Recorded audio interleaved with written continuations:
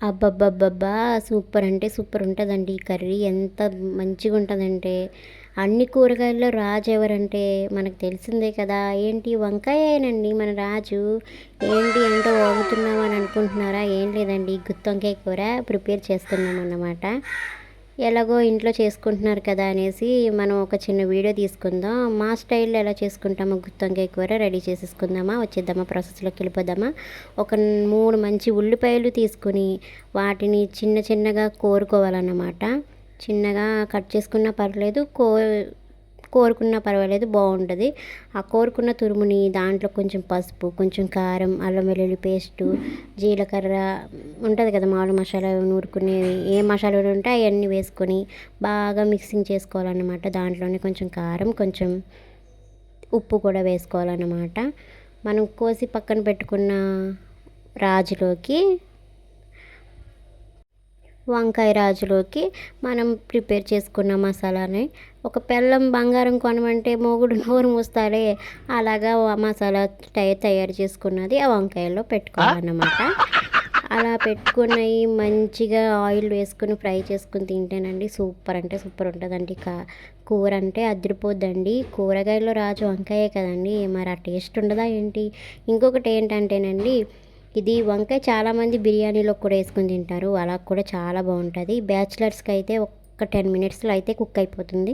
Bachelors అయితే ఈజీగా చేసుకునే ప్రాసెస్లో చేస్తున్నాం అన్నమాట. ఎక్కువ ఏం లేదు, అన్నీ కూడా మసాలాలన్నీ కూడా సమానంగా వేసుకుని పెట్టుకుని చేసుకుంటే సూపర్ అంటే సూపర్ ఉంటుంది అన్నమాట.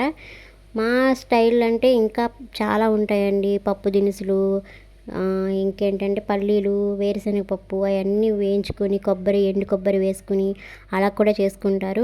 నెక్స్ట్ వీడియో కూడా అట్లాంటి మంచి వీడియోతో వస్తానన్నమాట.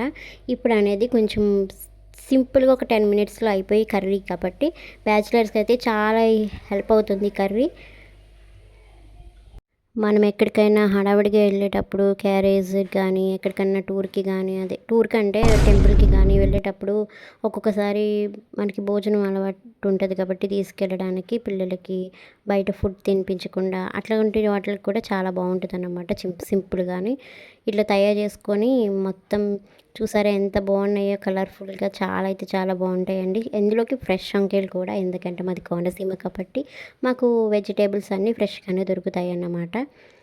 సరే, ఇంకా ప్రాసెస్లోకి వెళ్ళిపోదామా? ఒక తెల్లటి కడాయి పెట్టుకొని దాంట్లోకి 2-3 టేబుల్ స్పూన్ ఆయిల్ వేసుకొని ఆ ఆయిల్ మంచిగా మరిగినప్పుడు వేసుకోవాలండి మన రాజుని. నూనెలో భలే ఫ్రై అయితే భలే ఉంటుందండి. కాసేపటికి మసాలా వాసన వస్తుందండి, వీధి చివరి వరకు వస్తుంది అన్నమాట. వీటికి చికెన్ కానీ ఫిష్ కానీ ఏం పనికిరావు అన్నమాట, అంత బాగుంటుంది కర్రీ. అలా ఆయిల్లో మరిగిన తర్వాత వేసుకుంటే, అంటే కొంచెం ఆయిల్ మరిగిన తర్వాత వేసుకుంటే బాగా ఫ్రై అవుతాయి అన్నమాట. కొంతమంది నార్మల్గానే వేసేస్తారు, అలా వేయకూడదు. వేసిన తర్వాత అస్సలు తిప్పకండి గరిటె పెట్టి, ఎందుకంటే లేత వంకాయలు అయితే గమ్ముని పాడైపోతాయి అన్నమాట, గుత్తి వంకాయల కింద ఉండవు. అందుకే కొంచెం గరిటె పెట్టి తిప్పకుండా వేసిన వెంటనే మూత పెట్టేసిన తర్వాత ఒక్క 5 మినిట్స్ తర్వాత తీసి చూసామంటే చూసారా మనకి ఎలా ఫ్రై అయిపోతాయో. ఒక పక్క ఫ్రై అవుతాయి కాబట్టి రెండో పక్కకు తిప్పుకుంటే సరిపోతుంది అనమాట. ఆ సైడ్ కూడా ఫ్రై అయిపోయిన తర్వాత మనకి మిగిలిపోయిన మసాలా ఉంది కాబట్టి అది కూడా వేసుకొని ఒక 10 మినిట్స్ మూత పెట్టేసుకుంటే పచ్చివాసన పోయేంత వరకు అది వేసుకుంటే కొంచెం గ్రేవీ కింద ఉంటుంది అన్నమాట. దానివల్ల కొంచెం కలిసి వస్తుంది అన్నమాట. అది వేసుకున్న తర్వాత ఒక 10-30 మినిట్స్ పక్కకి పెట్టేసుకుంటే చూసారా మన కర్రీ ఎంత బాగుందో. దీంట్లో ఎంత ఆయిల్ వేసినా తేలదండి, అందుకే అలా ఉంటుంది. ఆయిల్ లేదని అనుకోకండి, ఆయిల్ చాలా వేసాం. తర్వాత కూడా కారం సరిపోతే కారం వేసుకోండి, సాల్ట్ కాకపోతే సాల్ట్ వేసుకోండి. లైక్ చేయండి.